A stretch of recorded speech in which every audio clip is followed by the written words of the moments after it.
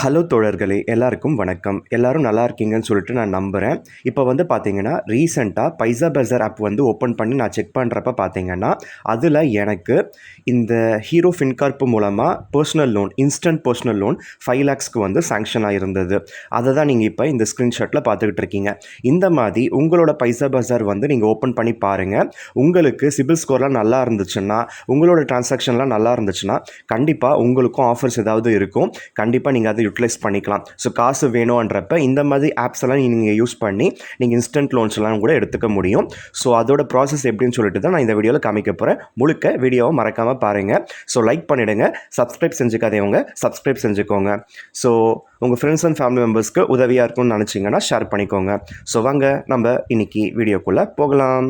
இப்போ இந்த மாதிரி நீங்கள் ஆஃபர் பார்த்த உடனே பார்த்தீங்கன்னா, அதில் அப்ளை நவுன்னு இருக்கும். அதை நீங்கள் கிளிக் பண்ண உடனே பார்த்தீங்கன்னா, உங்களோட ப்ரொஃபைல் அதெல்லாம் நீங்கள் ஃபில் பண்ணுற மாதிரி வரும். அதில் பார்த்தீங்கன்னா, உங்களோட அட்ரஸ் டீட்டெயில்ஸு, உங்களோட பேன் டீட்டெயில்ஸு, அதுக்கப்புறம் உங்களோட ஒர்க் டீட்டெயில்ஸ் இதெல்லாமே நீங்கள் கொடுக்கணும். இது இன்ஸ்டன்ட் லோன்ஸ்ன்றதுனால எல்லாமே நீங்கள் கொடுக்கணுமே தவிர அவங்க வெரிஃபிகேஷன்லாம் வரமாட்டாங்க. பட் நீங்கள் ஜென்யூனாக இருந்தால் உங்களுக்கு நல்லது. ஸோ கரெக்டாக இஎம்ஐ கட்டிட்டால் ப்ராப்ளம் வராது. ஆனால் இதெல்லாம் கொஞ்சம் பார்த்தீங்கன்னா, உங்களுக்கு இன்ட்ரெஸ்ட் கொஞ்சம் அதிகமாக தான் இருக்கும். இன்ஸ்டன்ட் லோன்ஸ்ன்றதுனால உங்களுக்கு வட்டி விகிதம் கொஞ்சம் அதிகமாக இருக்குது. அதையும் நீங்கள் பார்த்துக்கோங்க.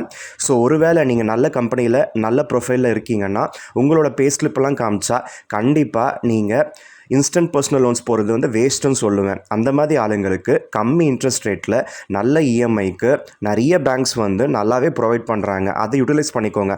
பேப்பர் ப்ரொசீஜர்ஸ் அதிகமாக இருக்கும். கொஞ்சம் இழுத்தடிப்பாங்க. ஒரு 15 நாள் கிட்ட ஆகும், ஒரு 20 நாள் கிட்ட ஆகும். பிரச்சனையே கிடையாது. உங்களுக்கு அந்த மாதிரி நீங்கள் லோன் அப்ளை பண்ணால் தான் உங்களுக்கு லாபம் இருக்கும். அந்த மாதிரி ப்ரொஃபைலருக்கு யாரும் இன்ஸ்டன்ட் லோன் எடுக்காதீங்க. மோஸ்ட்லி இன்ஸ்டன்ட் லோன்ஸ் எடுக்கிற எல்லாருமே ஃப்ரீலான்சரு இல்லைனா செல்ஃப் எம்ப்ளாய்டு இந்த மாதிரி ஆளுங்க தான் இருப்பாங்க. எனக்கு தெரிஞ்ச வரும். ஏன்னா நானும் அப்படி தான் இருக்கேன். அந்த கேட்டகரியில் இருக்கிறதுனால எனக்கு இந்த இன்ஸ்டன்ட் லோன்ஸ் ஃபஸ்ட்டில் இருந்தே எனக்கு செட் ஆகிடுச்சு.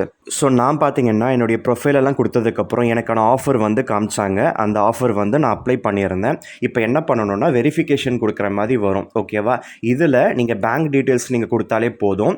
உங்களோட bank account number, IFSC code, savings அக்கௌண்ட்டா கரண்ட் அக்கௌண்ட்டா அதெல்லாம் கொடுத்து நீங்கள் அத்தன்டிகேட் பண்ணால் போதும்.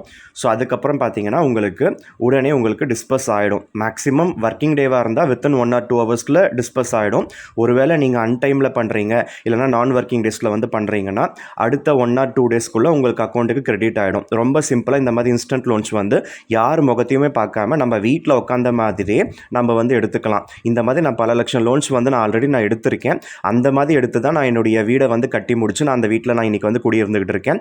இந்த வீட்டுக்கு நான் ஹவுசிங் லோனுன்னு எடுத்திருந்தால் கண்டிப்பாக வட்டி நிறைய கட்ட வேண்டியதாக வந்திருக்கும்.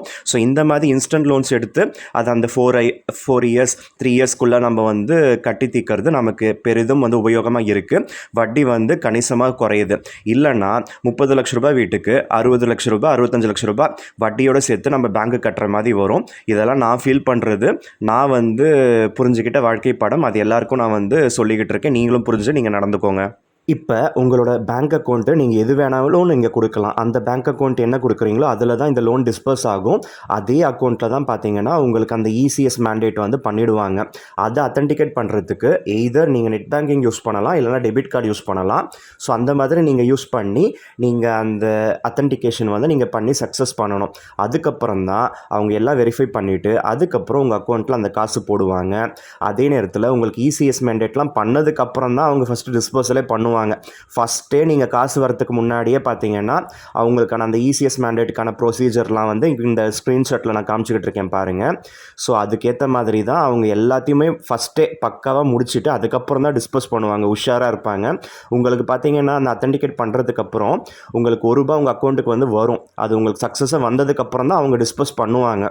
அது நம்ம நார்மலாகவே பார்த்தீங்கன்னா ஒரு பெரிய அமௌண்ட் யாருக்காவது புதுசாக சென்ட் பண்ணுறப்போ ₹1 ஒரு ₹10 ₹100 அப்படி அனுப்பி பார்ப்போம்ல, அந்த மாதிரி அவங்களும் நம்மளோட அக்கௌண்ட்டுக்கு ஒரு ₹1 சென்ட் பண்ணி பார்ப்பாங்க. அந்த ₹1 உங்களுக்கு கிரெடிட் ஆகிருக்கும். அது கிரெடிட் ஆன அடுத்த 2 ஹவர்ஸ்க்குள்ளேயோ இல்லைனா அடுத்த 2 ஒர்க்கிங் டேஸ்க்குள்ளேயோ உங்களுக்கு பார்த்தீங்கன்னா அந்த லோன் அமௌண்ட் ப்ராசஸிங் சார்ஜஸ்ஸு அதுக்கப்புறம் வேறு ஏதாவது சார்ஜஸ்லாம் போக எனக்கு பார்த்தீங்கன்னா அரௌண்ட் 4.8 lakhs கிடச்சிருந்தது. 5 lakhs நான் இன்ஸ்டன்ட் லோன் போட்டிருந்தேன். ஓகேவா? ஸோ இதெல்லாம் பண்ணதுக்கப்புறம் அந்த இசிஎஸ் மேண்டேட் வந்து சக்ஸஸ் ஆனதுக்கப்புறம் பார்த்தீங்கன்னா உங்களுக்கு அப்ளிகேஷன் அண்டர் ப்ராசஸ்னு வந்தது. ஏன்னா நான் அன்டைமில் வந்து அப்ளை பண்ணேன். அப்போ வந்து விகேஒய்சிக்கு அங்கே ஆளுங்க இல்லை. அதனால் மறுநாள் வந்து எனக்கு ஷெட்யூல் பண்ணியிருந்தாங்க. மறுநாள் வந்து பார்த்தீங்கன்னா நான் என்னுடைய ஒரிஜினல் பேன் கார்டு வச்சுக்கிட்டு நான் அந்த கரெக்டு டைமுக்கு நான் உட்காந்துக்கிட்டு இருந்தேன். ஸோ விகேஒய்சிக்கு வந்து பார்த்தீங்கன்னா ஒருத்தர் வந்திருந்தார். அவர் என்கிட்ட வந்து கொஸ்டின்ஸ்லாம் கேட்டார். அந்த கொஸ்டின்ஸும் நீங்கள் ஆல்ரெடி அப்ளை பண்ணப்போ போட்டுருவீங்க பார்த்தீங்களா, அது எல்லாமே மேட்ச் ஆகணும். அப்படி மேட்ச் ஆனால் தான் உங்களுக்கு வந்து அப்ரூவல் இருக்கும்.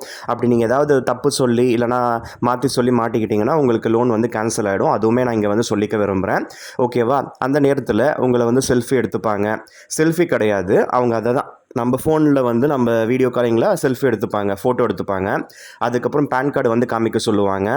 அதெல்லாம் காமிச்சதுக்கப்புறம் நம்ம எதுவுமே பண்ணாமல் விட்டால் அதுவே க்ளோஸ் ஆகிடும். அந்த வீடியோ அந்த கேஒய்சி வந்து சக்ஸஸ் ஆகிடும். அதுக்கப்புறம் பார்த்திங்கன்னா நமக்கு 2 ஹவர்ஸ்க்குள்ளேயோ அடுத்த 1 or 2 டேஸ்க்குள்ளேயோ நமக்கு அந்த அமௌண்ட்டு லோன் என்ன அப்ளை பண்ணியிருக்கீங்களோ அதுக்கு ப்ராசஸிங் சார்ஜஸ்லாம் டிடெக்ட் பண்ணதுக்கப்புறம் நம்ம அக்கௌண்ட்டில் கிரெடிட் பண்ணிவிடுவாங்க. ஸோ எனக்கு விகேஒய்சி முடிஞ்சதுக்கப்புறம் பார்த்தீங்கன்னா ஏதோ ஆதார் கார்டு பேஸ் பண்ணி ஓடிபி எல்லாம் வந்த மாதிரி இருந்தது. அதுக்கப்புறம் லீகல்னு சொல்லிட்டு ஏதோ பத்திரம் மாதிரிலாம் அனுப்பியிருந்தாங்க. அதெல்லாம் வந்து படிச்சுட்டு ஐ அக்ரி கொடுத்து சைன் பண்ணுற மாதிரிலாம் வந்தது. அதுக்கப்புறம் பார்த்தீங்கன்னா அப்ளிகேஷன் அண்டர் ரிவ்யூன்னு வந்தது. அதுக்கப்புறம் பார்த்தீங்கன்னா நெக்ஸ்ட் டே வந்து எனக்கு காசு வந்து கிரெடிட் பண்ணியிருந்தாங்க. இதில் நிறைய ப்ரொசீஜர் இருக்குது. நல்லா படிக்க தெரிஞ்சவங்க, நல்லா டெக்னிக்கல் ஸ்கில்ஸ் இருக்கவங்களுக்கு தான் இதெல்லாம் ஈஸியாக புரியும். ஸோ இதெல்லாம் எனக்கு வந்து நல்லா பழகிடுச்சு. ஸோ அதனால் இந்த லோன்ஸ்லாம் என்னால் ஈஸியாக எடுத்துக்க முடியுது. ஸோ பாமர மக்களுக்கு இந்த லோன்லாம் வந்து அவ்வளோ சீக்கிரமாக அதெல்லாம் படிச்சுட்டு புரிஞ்சுக்கிட்டு எடுப்பாங்களா, கஷ்டம்தான். ஸோ இப்போ நீங்கள் இந்த ஸ்க்ரீன்ஷாட்டில் பார்த்துக்கிட்டு இருக்கீங்க பாருங்கள். எனக்கு அந்த லோன் அமௌண்ட் வந்து பார்த்தீங்கன்னா அன்டைமில் பண்ணாலும் ஹாலிடேயில் பண்ணாலும் மறுநாள் வந்து பார்த்தீங்கன்னா எனக்கு அரௌண்டு 12:30க்கெல்லாம் பார்த்தீங்கன்னா எனக்கு அந்த அமௌண்ட் வந்து எனக்கு அக்கௌண்ட்டில் கிரெடிட் ஆகிடுச்சு. இந்த அக்கௌண்ட்டில் கிரெடிட் ஆனதுனால இந்த அக்கௌண்ட்டில் தான் எவ்ரி மந்த்து 3rd அன்னைக்கு இஎம்ஐ வந்து பிடிப்பாங்க. கொஞ்சம் இது வந்து இன்ட்ரெஸ்ட் அதிகமாக தான் இருக்குது. ஆனாலும் நான் இந்த லோன் வந்து எடுத்திருக்கேன். வேறு வழி இல்லை. என்னுடைய கசின் வந்து அந்த மாதிரி ஒரு நெருக்கடியில் வந்து என்னை விட்டுட்டாங்க. அவங்களுக்காக வாங்கி அந்த கடனுக்கெல்லாம் பார்த்தீங்கன்னா நான் கடனை வாங்கி கடன் அடைச்சிக்கிட்டு இருக்கேன். இந்த கடன்லேருந்து நான் எப்போ வெளில வரப்போகிறேன்னு தெரியல. பெரிய நெருக்கடியாக இருக்குது. இப்போ மொத்தமாக பார்த்தீங்கன்னா 30 லட்சம் நான் லோன் போட்டிருக்கேன். இந்த அளவுக்கு வந்து காசு வீடே வாங்கியிருக்கலாம். அவங்களுக்கு பிஸ்னஸ் சொல்லிவிட்டு அவங்க ஏமாற்றிட்டு சுற்றிக்கிட்டு இருக்காங்க. அந்த காசு என்ன பண்ணாங்கன்னு தெரியல.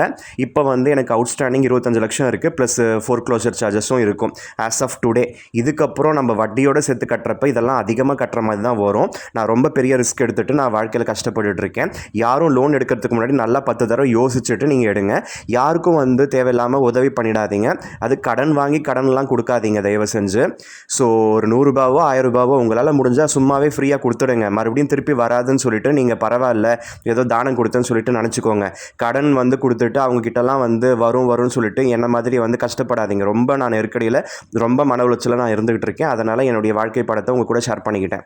ஆனால் இது எல்லாத்துக்கும் முன்னாடி பார்த்தீங்கன்னா நம்ம எவ்வளோ லோன் அமௌண்ட்டு, எவ்வளோ டென்யூரு, எவ்வளோ இன்ட்ரெஸ்ட்டு, இது எல்லாமே பார்த்தீங்கன்னா நம்ம கண்கூற நம்ம பார்த்துடலாம். அது பார்த்துட்டு கன்ஃபார்ம் பண்ணதுக்கப்புறம் தான் நெக்ஸ்ட் ஸ்டெப்பு வந்து மூவ் ஆகும். அது ஒரு வேளை மாற்றணும்னு நினச்சிங்கன்னா கடைசியில் மாற்றுறதெல்லாம் கஷ்டமாக போயிடும். ஃபஸ்ட்டே நீங்கள் டென்யூர் கரெக்டாக சூஸ் பண்ணுங்கள், அமௌண்ட் கரெக்டாக சூஸ் பண்ணுங்கள். ஸோ உங்களுக்கு இன்ட்ரெஸ்ட் ரேட்லாம் ஓகேவான்னு பார்த்துட்டு, ப்ராசஸிங் சார்ஜஸ்லாம் ஓகேவான்னு பார்த்துட்டு அதுக்கப்புறம் ப்ரொசீட் கொடுங்க. ஸோ ப்ரொசீட் கொடுத்ததுக்கப்புறம் கடைசியில் இதெல்லாம் மாற்றணும்னு நினச்சிங்கன்னா மாற்ற முடியாமல் போயிடும், அது வில்லங்கமாக போயிடும். இதுதான் நான் வந்து கவனித்தேன், நான் உங்களுக்கும் சொல்லிகிட்டு இருக்கேன். ஸோ இந்த வீடியோ முழுக்க பார்த்துருப்பீங்கன்னு சொல்லிட்டு நான் நம்புகிறேன். ஸோ இருந்தீங்கன்னா நான் சொன்ன தகவல் எல்லாமே உங்கள் எல்லாருக்கும் பிடிச்சிருந்தா மறக்காமல் லைக் பண்ணி உங்கள் ஃப்ரெண்ட்ஸ் அண்ட் ஃபேமிலி மெம்பர்ஸ்க்கு ஷேர் பண்ணிக்கோங்க. மறக்காமல் இந்த போன்ற யூஸ்ஃபுல் தகவல்கள் நம்ம சேனல் மூலமாக பெறத்துக்கு நம்ம சேனலை மறக்காமல் சப்ஸ்கிரைப் செஞ்சு வச்சுக்கோங்க. Keep supporting me and keep வாட்சிங் மோர் வீடியோஸ், அப்கமிங் வீடியோஸ். என்னுடைய லைவ்ஸ் எல்லாம் பாருங்கள், என்னுடைய ஷார்ட்ஸ் எல்லாம் பாருங்கள். எனக்கு உங்களுடைய அன்பையும் ஆதரவையும் தெரிவிப்பீங்கன்னு சொல்லிட்டு நான் பெரிதும் நம்புகிறேன். இந்த அடியேனின் வணக்கங்கள் உங்கள் அனைவருக்கும் சமர்ப்பணம். ஸோ மீண்டும் இன்னொரு காணொளியில் சந்திப்போமா? Tata, bye bye, see you.